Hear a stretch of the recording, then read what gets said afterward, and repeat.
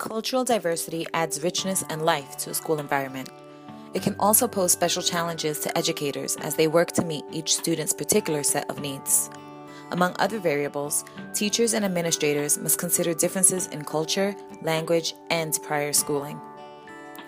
Students making the transition from Haiti to American school life must contend with a unique set of challenges, including issues of language and access to education.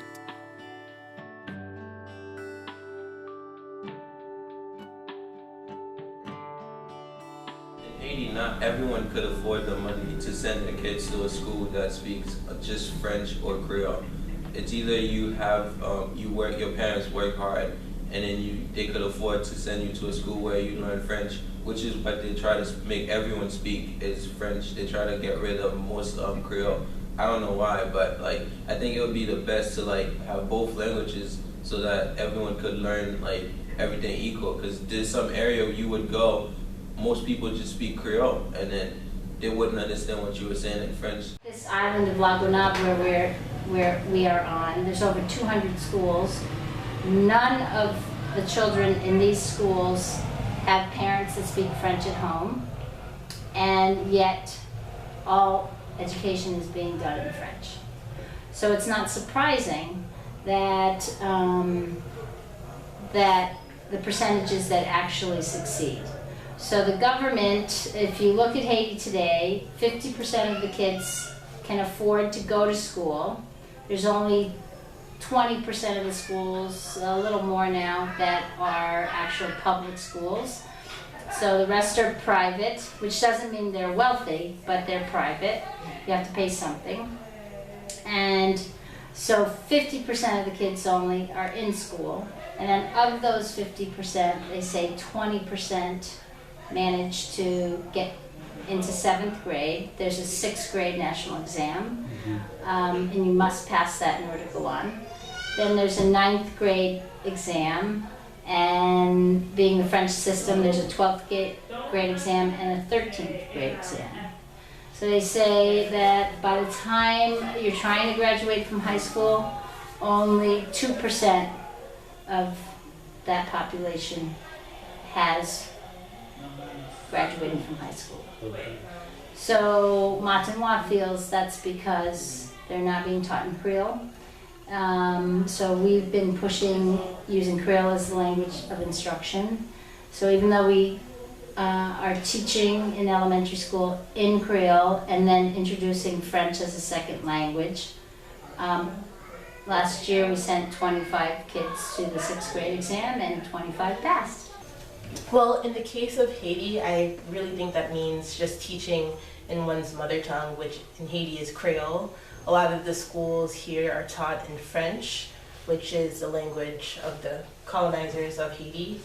And although Haiti does have 2 official languages, in most homes in Haiti, Creole is the main language that's spoken. So that idea of mother tongue schools is that students should be taught in their mother tongue because that's the easiest way for them to learn. I went to a private Catholic school, and we had to study a book that was about Christ and the Bible, but it wasn't the Bible. It was just separate sermons taken out for students, and it's like you had to memorize at least a page a day, and sometimes the pages would be 3 paragraphs, sometimes the pages would be 3 sentences. It all depends on what the lesson is for that day.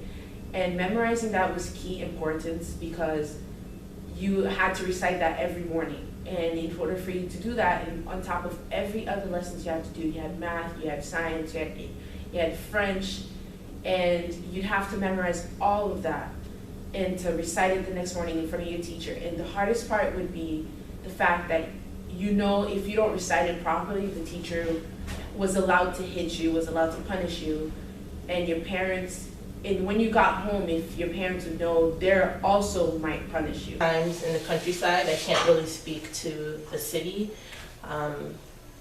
There is corporal punishment in the schools, so even if it's not excessive, for example, if a student comes late, they might be told to go on their knees, kneel on their knees in the sun until they're allowed to go inside. Or sometimes, a little hit on the hand. So that's something that we don't do here. School in Haiti was really different from America because in Haiti, all they teach you is like you have a certain area of a reading and you have to go home and memorize.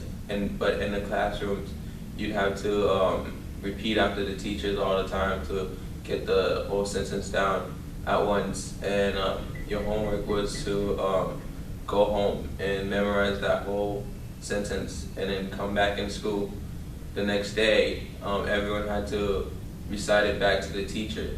And if you were to not understand it, it would be a struggle for you because you would get hit and like go back and read it again and try it again. If you don't remember, it's still the same thing. You go back and get hit. As a child, not receiving the attention that I needed as a student, because in Haiti there's two categories. There's the smart one and average student.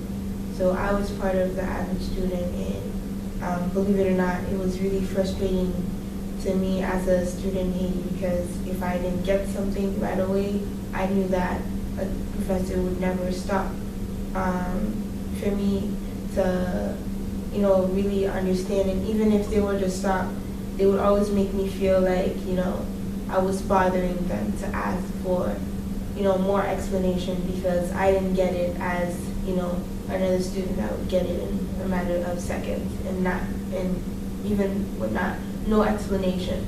So that was something that really, marked my experience being in school in Haiti. And I feel as though if I had the attention that I required, I would have just done so much better. And coming here, it was way different because teachers will sit down with you after school if you don't understand something, and it contributes to a better you, and which means that you'll be more successful in school. Given these circumstances and experiences, Haitian students face special issues as they adapt to school life in the United States. Coming from Haiti was kind of hard at the beginning for me because I didn't know any other language but some French and Creole. But then I have to memorize, try to learn a new language in America. And then it kept me back a grade because of that, because I had to learn the language. So I think that some kids will have to use more of their knowledge to learn a new language and then having to mix it up with their language. Because some people at home, all they speak is Creole. Their parents don't speak English, so they have to split the difference between Creole and English and I think that'll make it harder for some kids to have splitting different all the time. When they're home, they have to speak Creole, but then when they come to school, teachers teaching them English. The language of discipline is very different between how you talk to the average American child and you talk to a Haitian child that's been a recent immigrant or their parents are immigrants. In the Haitian culture, it's all about relationships. And so, for example, if you said, I don't want you to cross the parking lot like that, you have to follow me. If you ask the Haitian child, why did I tell you that, they would talk about, because you care about me. And where an American child might say, because I might get hit by a car. That's why you don't want me to cross like that. When I started having a little bit of a hard time, when I did need to do extra stuff, I think in my mind, honestly, staying after school already meant I must be in trouble. So it didn't necessarily only mean, oh, I must be dumb. It more meant if I'm staying after, I must be in trouble. And so culturally, I think that's the thing. I remember growing up in Haiti, even when I was in the school that was a little different from everyone else around me, hearing the stuff and seeing them under the, at night they're under the lights outside because they got to study, and they sounded like they were just so really, it was just intense. They were so busy and they were just so invested in what they had to do. It was do or die. And I never really knew what that was like. But then if I had to stay in school, even when I was here, thinking back, I was like, wait a minute, I'm not doing as good culturally as I remember other kids saying, because now people are asking me if I need help, or I didn't do as great on a test, or what am I going to do? So I assumed even my mom would probably continue with that same culture of, the Haitian culture of saying, you need to keep up with your academics. This is no ifs, ands, or buts. So if I didn't do well on a test even, I assumed, even if I'm not in trouble at school, I'm gonna be in trouble at home. So that's how I equated it. In middle school, it was harder because whenever they would say, do you wanna stay after? I also would think to myself, I'm gonna get it at home too. I understood their culture. I wasn't having any problem in my classrooms, but as soon as they went to like the art room or the gym or music, people were always complaining about them being wild. And it was like, well, because they're not used to at home somebody saying like, well, how are you feeling about that, Johnny? Because that's not how they're talked to. And so in my classroom, if a kid that was Haitian started acting out, I wouldn't say, why are you acting out? What are you feeling? I would say, for example, why did your mother send you here? And then they would straighten up and they'd say, to learn. And I would say, okay, let's learn. And they would go back to their work. So, because they have this big connection with their family, they don't want to shame their family. And so that's what's going to keep them in check. My responsibilities at home were different. I could tell from other students. For example, when I went to school, I had to go straight home. Not because my mom didn't want me to be outside and see people. It was more like my aunt was also living here. She didn't speak any English, and then so was my younger cousin. And so my responsibility was to get home and help with chores, but also to be there if a phone call or anything that needed someone to be there to speak English could do that. That was me. And then also because my aunt didn't really know any English, if anything happened while I was outside or just wasn't coming straight home, how would she, ask or take care of me? But then aside from that, kids would ask me, hey, do you want to go play? And if they lived somewhere that was 2 steps farther than the front of my house, I couldn't go. So it kind of sheltered me in that way as well. And then there was the fact that the academics, I was all right with a lot of it, but I think at times when I thought I understood something, I didn't really, because a part of my brain was trying to stick to the French style of the way I learned something. My first day at Malden High, I cried because I went to my ESL class and I met these fellow Haitian students, and they were just not what I expected to find here. And it was really hard for me to adapt because we were from different backgrounds, so it was really hard to connect with a lot of them. And I was teased a lot for speaking French all the time because it's just considered, French is considered in Haiti as a high-end, language. So that was really hard. And in the classroom, adapting was something that was quite challenging because of the way of learning. So in Haiti, it's really strict. You follow as they say, you memorize as they say, and sometimes you don't even understand what you're studying, but you're just studying because you just have to study. But then when I came to Malden High, it was quite different. I had the chance to really learn and understand. I was learning and understanding at the same time what I was being taught. So it was just not me sitting in a classroom and just being lost sometimes with stuff that I didn't understand.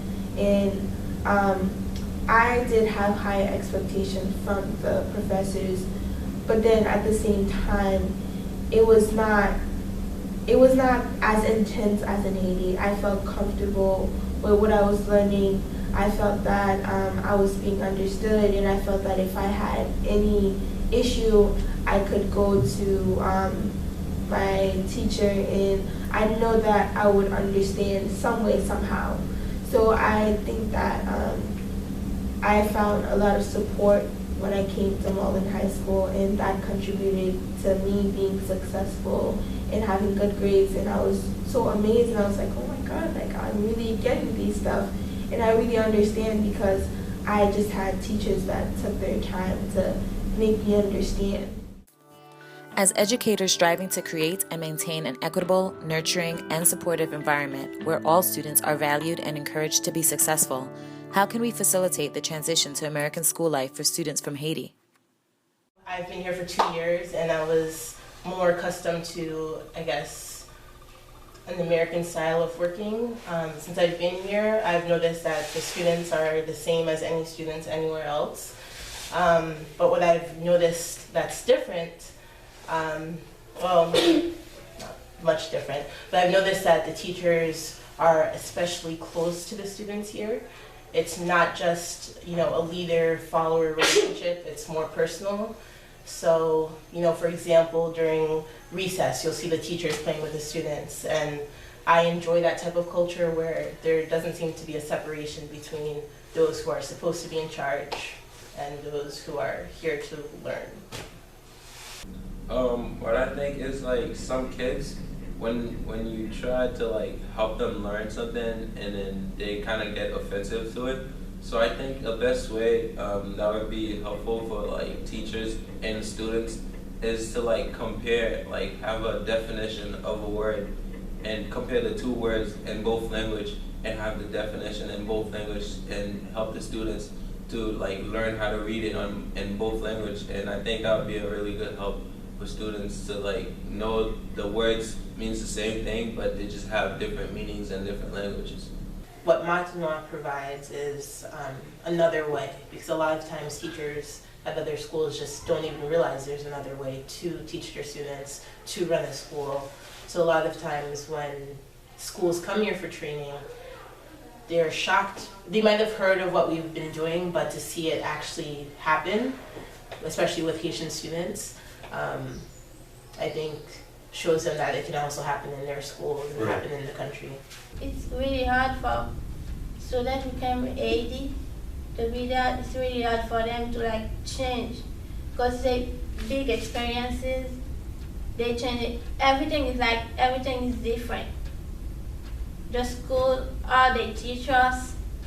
It's like only when I came here, it was only the math class that I like because I know math. I like math, and then it was more easier for me to do math than English or other classes. The child you have in your classroom, not just one, but each and every one though, just kind of their background. I think it's almost like not even a cheat sheet, but it's a great preview for a teacher to sort of know the child and what they're dealing with and help you in terms of how you're going to approach them with anything. It's a lot of work when you have to think about, I'm speaking Creole and I'm speaking French, and some of us nowadays we're speaking Spanish, and then we're coming into this new country, and if it's not already any of those, I now have to do English.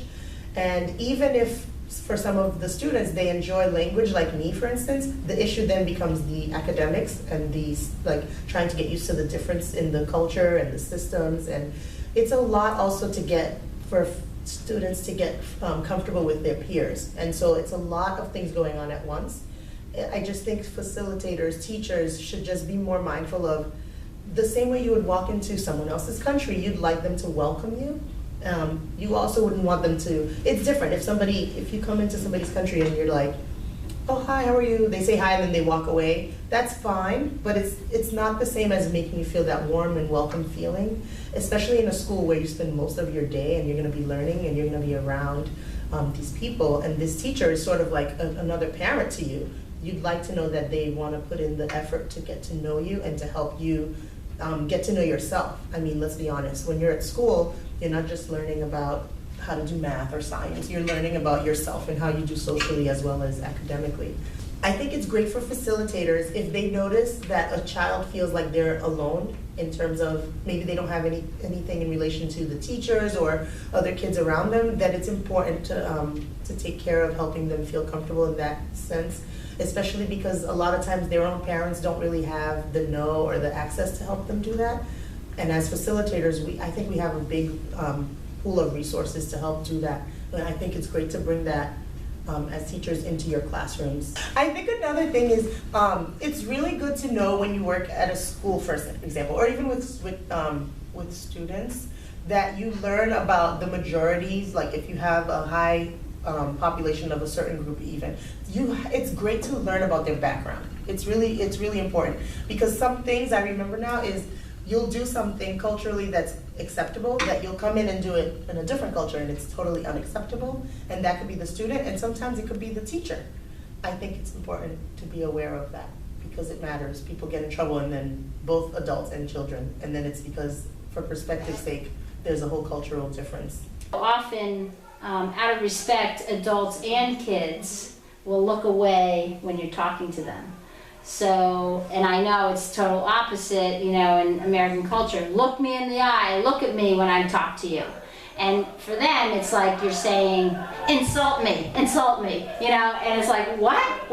You know what I mean? So they're kind of like a bit like this, and I think there's a lot of code switching that any immigrant kid, but what I know most is about Haitian kids. So there's a lot of code switching going on constantly. Oh, there's certain things in the Haitian culture, to call somebody a liar or you stole something is huge. Like, that's the biggest insults. And when we say, like, oh, did you take that, or, you know, those words are like aren't huge. Like, oh, you probably took that. But for them, you know, you're calling them like somebody who's a major criminal. So there's a lot of misunderstanding, I think. Here, everybody says hello to each other when they're passing on the street. So in Cambridge, when I got back to Cambridge, I was so used to doing that I started doing it in Cambridge. And it was very interesting that more often than not, if I said it to a white-skinned person, they would look at me like, is that a crazy person? I don't know you. Why are you saying hi to me? Where if I said it to a black person, they would say hi right back. And so when I told one of my good friends, who's a teacher who's from Barbados, he said, oh, you didn't know that? All black people say hi to each other. And so it sort of opened up this whole other culture in my own culture that I never knew.